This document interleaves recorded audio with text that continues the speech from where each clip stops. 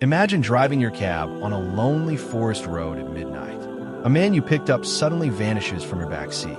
You stop, terrified, then he reappears, whispering, "Don't stop again." Hours later, you follow him into an old, abandoned house. You see dark symbols and something moving inside a bloody circle.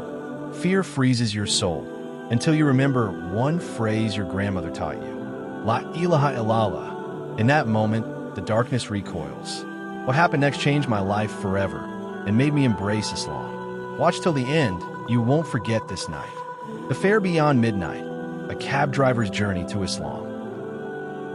The rain had come down in needles that night, slanting through the yellow glow of the street lamps like a restless whisper from another world. Asim Khan had been waiting by the side of his battered, mustard yellow ambassador taxi, staring at the shimmering reflections on the wet asphalt when the man appeared.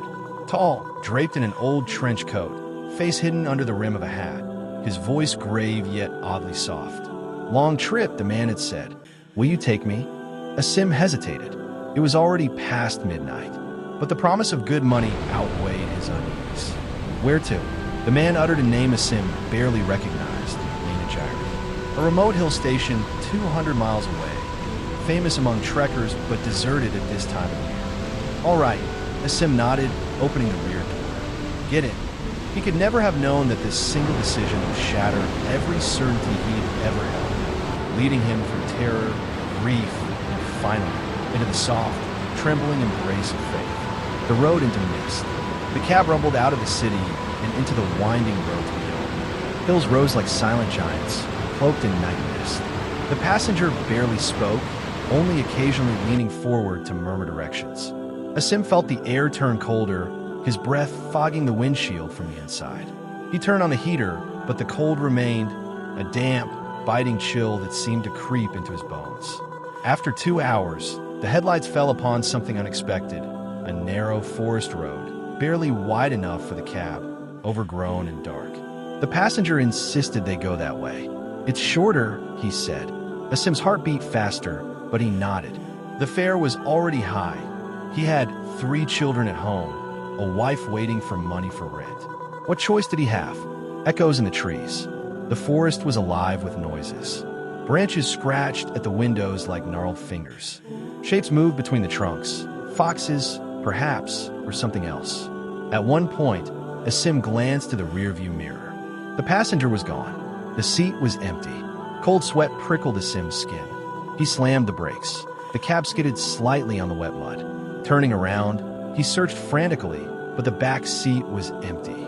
He stumbled out, his breath visible in the freezing air.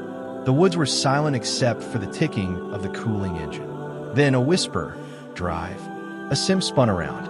The man was back, seated calmly in the rear. Shaking, Asim climbed back in and turned the ignition. The engine coughed, then came alive. "Don't stop again," the man murmured. The house in the clearing. Hours later, they emerged from the forest into a clearing. An old, decrepit house stood there, stone walls streaked with moss, windows like empty eyes staring into the night. The man spoke, his voice strangely hollow. "Stop here. Wait for me." Asim did as told. The man stepped out and walked toward the house. A mist curled around him, swallowing him whole. Minutes stretched into an hour. Then 2. Asim tried to stay awake, but exhaustion won. His head drooped, and he dreamed. He dreamed of a minaret rising through fog, of verses recited in a trembling voice, of light breaking through darkness. The vision. He awoke to the sound of weeping. Blinking, Asim saw her, a young woman, barefoot, her white dress torn, her face streaked with tears. She stood outside the cab, staring at him. "Help me," she whispered. Asim leaped out. "What happened? Are you hurt?" She backed away, shaking her head. "He's still in there. Don't let him take me." "Who?" "The man." Before she could answer, a scream tore through the night, a raw, ragged sound that echoed through the clearing. The woman vanished into the mist. Asim, heart pounding, ran toward the house. Inside the darkness, the door hung open. Inside, dust floated in pale beams of moonlight. Furniture lay broken, mold crept across the walls. Asim stepped forward, each floorboard groaning under his weight. Then he saw them. The man from the cab stood over a wooden chest, muttering in a language Asim didn't recognize. On the floor, a circle had been drawn in what looked like old, dry blood. Strange symbols surrounded it. Something moved inside the circle, a shadow, twisting and coiling. The man turned to Asim, his eyes burning with an unnatural light. "You shouldn't have followed." Asim stumbled back, tripping over debris. The man raised a hand, whispering words sharp as broken glass. The air shimmered, and for a moment, Asim felt something clawing at his mind, a presence cold and ancient. The name. In that moment of terror, a memory rose unbidden. When he was a boy, Asim's grandmother used to whisper stories of Allah's protection, verses of the Quran, the power of the Shahida. Though Asim had grown up distant from faith, the words had lingered, buried deep. Now, shaking, barely able to speak, he whispered, "La ilaha illallah." The effect was immediate. The man recoiled, screaming as though burnt. The shadow in the circle writhed and dissolved into nothing. Asim stumbled backward, fleeing the house.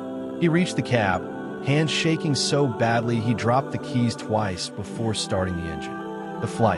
The cab roared down the forest road.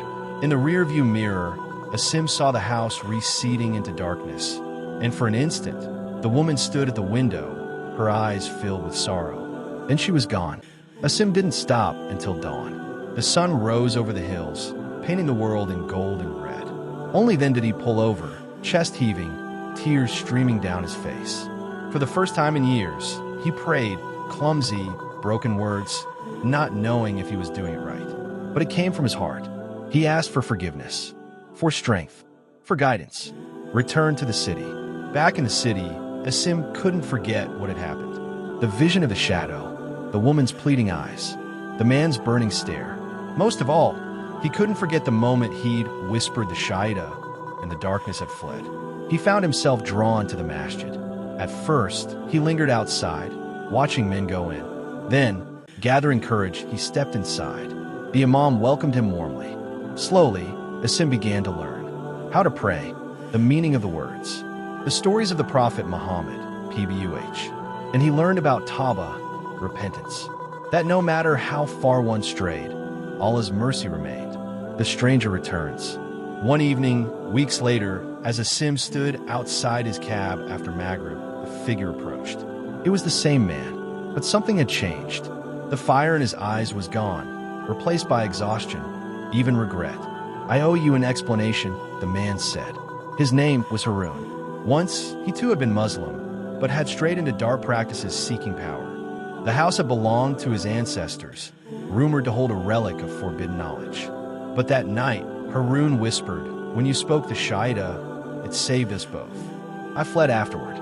I've been trying to come back to the Deen ever since. They stood in silence. "I'm sorry," Harun said. Truly, Asim forgave him. Both men, lost in different ways, had been brought back to the path. The trek to Nainajiri. Months later, Asim made the trip to Nainajiri again, this time not as a cab driver, but as a pilgrim of sorts. He trekked through the same forest, no longer afraid. The trees seemed gentler now, the mist softer. At the clearing, the house had collapsed into ruin. Grass and wildflowers grew where the circle had once been. Standing there, Asim recited Al-Fatiha, praying for the woman's soul, whoever she had been, and for Harun. A gentle breeze stirred, as if carrying his prayer away. A new life. Asim's life changed slowly but profoundly. He kept driving the cab, but now paused for every prayer. He spoke kindly to passengers, offered water to the poor, and shared his story with anyone willing to listen.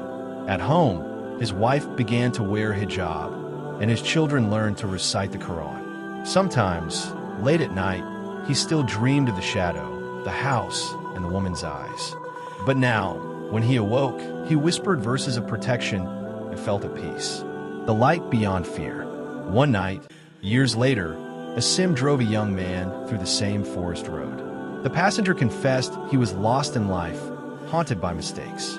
Asim shared his story, not as horror, but as a lesson, that even in the darkest moment, the light of Allah could reach you if your heart turned toward him. The young man wept, thanking him, and Asim realized the horror he'd faced had become a mercy, not just for him, but for others too.